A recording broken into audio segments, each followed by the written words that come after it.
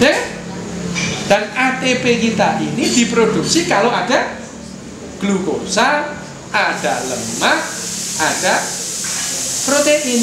Yang paling sering ada glukosa. 1 mol glukosa menghasilkan 38 ATP. ATP menjadi hanya 2 ATP, benar? Nah, karena tidak ada ATP, natrium kalium pump tidak jalan, mati selnya, itu aja. Gitu loh, ya. Jadi kita tidak ada oksigen ya.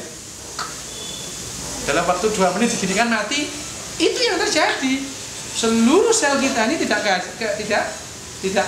ada oksigen, mati. Mampus kita, tegak. Gitu kan? Ya. Mati. Dan yang paling pertama mati tahu? Sel apa? Sel otak. Sel otak itu tidak punya cadangan glukosa, tidak punya cadangan oksigen. Ya, paling canggih, paling rentan. Gitu. Nah, ya, makin canggih sel, makin rentan, makin gampang rusak, makin tidak mampu beregenerasi, makin canggih sel. Sel otak kita ini itu kan timbul belakangan kok, ya belakangan. Dan yang paling akhir mati itu ya sel otak yang paling primitif, batang otak gitu ya. Iya. Pertama mati, kortek mati duluan. Kortek mati duluan, terus kemudian midbrain mati. Ya. Jadi mungkin perlu diaktifasi otak tengahnya kalau midbrain mati. Perlu aktivasi otak tengah kalau midbrain mati ya. Yang terakhir adalah batang otak. Kalau batang otak mati manusia itu ya, sudah mati. Secara klinis sudah mati. Ya, makin canggih sel itu makin rentan, makin gampang mati. Tapi makin canggih. Nah, hal-hal semacam ini yang menunjukkan ini adalah bukti-bukti evolusioner, ya. Tapi sekali lagi, yang namanya munculnya neokortek pada manusia itu bukan kemajuan evolusioner. Itu varian evolusi yang fit terhadap seleksi alam dan mendominasi gitu aja. Kita mendominasi sekarang, bukan lebih baik, bisa jadi lebih jelek ini. Tidak ada organisme yang lebih ngawur dari manusia. Ngawur. Ya, ngawur. Tubuh kita itu sebetulnya tidak kosmopolitan. Tapi karena otak, kita kosmopolitan. Di kutub kita bisa hidup. Di gunung kita bisa hidup. Ya. Di samudra kita bisa hidup, ya. Ada nelayan, ada hidup semua itu. Yang menyaingi kita nyamuk aja, kosmopolitan. Kecoak gitu kan, ya kan, gitu kan. Itu yang membuat. Nah, itu adalah sel otak juga itu. Nah, akhirnya dalam evolusi itu yang paling berpengaruh justru sel otak. Sel otak itu yang membuat seseorang itu nanti jadi laki-laki atau perempuan. Bukan hanya orang ya, mamalia. Ya, mamalia itu laki-laki atau perempuan itu di otaknya. Otak. Kaget ya? Ternyata kenapa? Karena otak itu adalah organ yang pertama berkembang pada saat embriologi. Manusia ya? Termasuk mamalia yang lain. Manusia dan mamalia yang lain. Manusia kan mamalia kan? Kamu bukan, papalia. Papalia ya, kamu papalia. Itu kan, itu. Sampai usia 8 minggu janin manusia itu perempuan. Yang membuat janin itu berkembang jadi laki-laki adalah pada saat di permukaan otak itu terjadi banjir testosteron. Nah, yang memicu testosteron itu apa? Pada umumnya adalah kromosom Y itu loh, kromosom kurang ajar ini. Loh iya, ini kromosom kurang ajar ini. Laki-laki ini kan perempuan yang salah hormon aja ya. Nah benar itu, kalau tidak ada, gini ya, secara umum orang yang pernah sekolah SMP, SMA itu ya, gampang aja. Kalau XY itu laki-laki, kalau XX perempuan, gitu kan? Tidak begitu. Tidak semua XX itu perempuan, tidak semua XY itu laki-laki.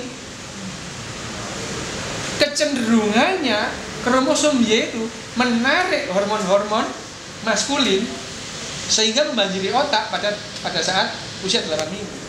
Tapi tidak selalu. Jadi ada juga orang itu yang laki-laki ternyata XX, ada. XY ternyata perempuan, ya ada juga gitu ya. Tapi pada umumnya begitu. Dan yang terjadi yang membuat orang itu perempuan atau laki-laki, jenis kelaminnya itu loh, punyamu itu ngelantur gitu tuh. Itu adalah banjir testosteron pada saat kamu di usia kandungan 8 minggu.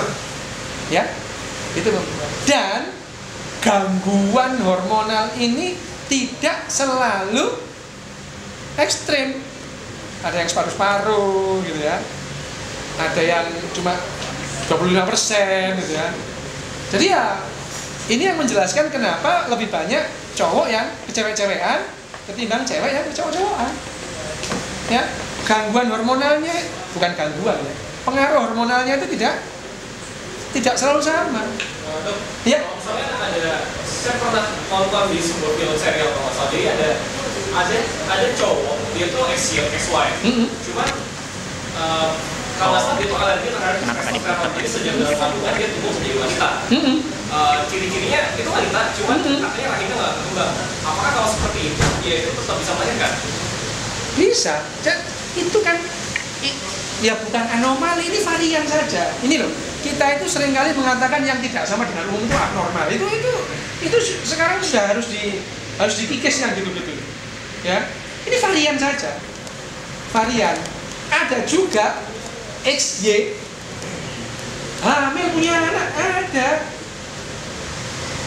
Itu ya, kebetulan itu yang tidak berkembang uterusnya. Tapi yang berkembang itu ada, sampai punya anak itu ada. Ya, itu ya. Jadi yang namanya jenis kelamin ini tidak melulu berdasarkan XX atau XY. Ya, silakan. Kalau XY yang hamil berarti karena pasangannya XY juga ada mungkin lahir anaknya Y gitu. Nggak bisa, kalau Y kan nggak bisa. Nggak bisa. Nggak bisa. Betul kan? Betul.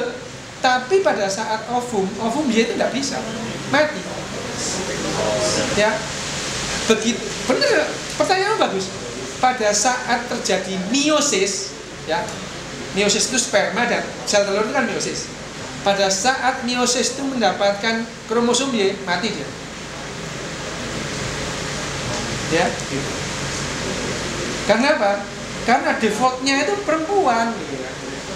Y itu kan kesalahan lagi, bukan kesalahan, ya, kecelakaan evolusioner timbul Y itu ya. Ya. Itu kecelakaan evolusioner timbul kromosom Y. Jadi kromosom Y kalau digantikan kromosom X itu gak memper gitu loh, 1:20 gitu ya, besarnya itu. Ya, kecil yang Y itu cuili banget gitu, yang X itu gede banget. Makanya sebetulnya kromosom seks itu dimasukkan kromosom nomor 23 karena itu ada Y yang kecil. Kromosom itu 1, 2, 3, 4 itu berdasarkan ukuran sebetulnya. Kromosom 1 itu paling gede, kromosom 2 itu paling agak kecil. Nah, kromosom X itu sebetulnya kalau menurut ukuran itu antara kromosom nomor 6 dan nomor 7. XY itu kromosom X. Tapi karena ada Y-nya itu, terus kamu kromosom seks aja. Ini hanya nomenklatur aja, pemberian nama saja. Nah, itu yang terjadi di otak kita. Itu. Sekali lagi, beda loh ya, dengan gender lain lagi loh ya. Ini jenis kelamin sama gender lain loh ya. Lain. Ya, meskipun secara umum ada korelasi antara jenis kelamin dan gender, itu ada, tapi tidak selalu, ya. Dan ini pun juga dipengaruhi oleh hormon pada saat 8 minggu itu. Jadi orang itu kemudian menjadi tidak ekstrim laki-laki maskulin itu, istilahnya kecewek-cewekan itu, tidak salah itu. Dia ingin kembali ke fitrahnya. Ya. Lu awalnya perempuan kok, gitu kan? Itu kembali ke fitrahnya. Gitu, ada. tidak semua ya, jadi beda ya. Jadi orang yang sikapnya feminin, sikap, tidak berarti dia itu infertil atau mandul, tidak. Banyak orang yang melambai-lambai tapi punya anak banyak, ya banyak itu ya, itu banyak. Nah itu ada itu, karena memang secara biologis dia tidak apa-apa. Jadi antara jenis kelamin, gender, dan orientasi seksual itu hal yang terpisah, beda, ya. Gender itu identitas diri. Jenis kelamin identitas fisik, ya. Gender identitas diri. Orientasi seksual lain lagi. Orientasi seksual itu seperti kamu suka manis atau suka asin, ya. Masa kamu suka asin nyalain suka manis? Ya suka-suka dong, gitu kan. Kamu belum pernah merasakan yang manis saja. Coba kamu merasakan yang manis, gitu kan. Rasanya berbeda lah, kenapa kiranya, gitu kan. Belum tentu, gitu kan. Belum tentu. Jadi beda antara jenis kelamin, gender, dan orientasi seksual itu hal yang berbeda. Meskipun semuanya didrive oleh otak. Yang drive itu otak. Ya, yang mendrive itu otak.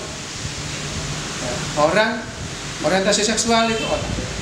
Contoh ini ya, ini agak menyimpang dikit tapi enggak. Ini ngomong soal seluler. Seluler, sel. Ini karena sel. Misalkan,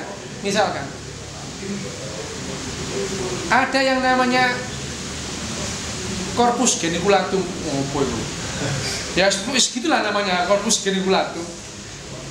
Namanya corpus geniculatum, pada geniculatum.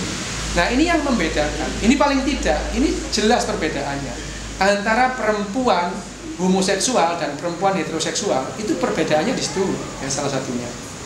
Pada perempuan yang heteroseksual, corpus geniculatumnya lebih besar, ya. Pada perempuan yang homoseksual, corpus geniculatumnya ukurannya sama dengan laki-laki yang heteroseksual. Kan? Jadi didrive dari sini, dari sononya, jangan dimarahi gitu ya. Dari sononya, tidak salah gitu. Ya silakan. Kembali lagi karena sel otak yang selnya gitu.